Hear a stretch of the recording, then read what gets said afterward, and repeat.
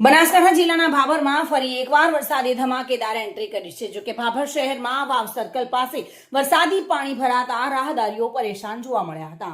વાવ road લાઠી બજાર વિસ્તારોમાં road કામગીરી ચાલુ હોવાથી ભાભરના અનેક વિસ્તારોમાં વરસાદી પાણી ભરાતા કોંગ્રેસ આગેવાનોએ ભાભર નગરપાલિકાની કામગીરી પર અનેક સવાલો ઉઠાવ્યા છે।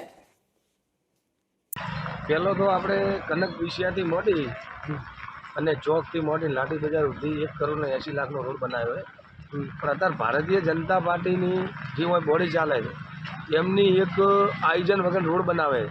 અત્યારે જે આ રોડ બન્યા પછી અમારે જો કદી અમે આ ધંધાવાળા છે અને અમારા ગલેના હોટલ બધું પાણી ભરી ગયું છે। એના કારણે કે એમની આયોજનપૂર્વક જે રોડ બનાવ્યો હોત ને તો આવું પાણી ના ભરોત। અને જે અત્યારે વાવ રોડમાં તે જે 15 કરોડ રૂપિયાનો રોડ બને છે ને જે આયોજન વગર એ રોડ બનાવવાનું ચાલુ કરે છે।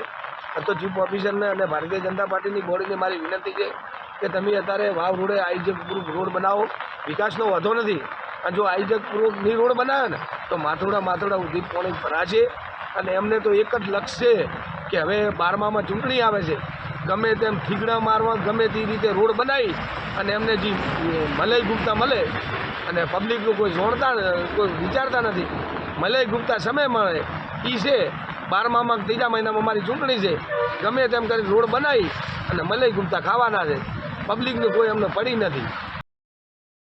સતીશ ચૌહાણ સાથે bureau report, today Gujarati news.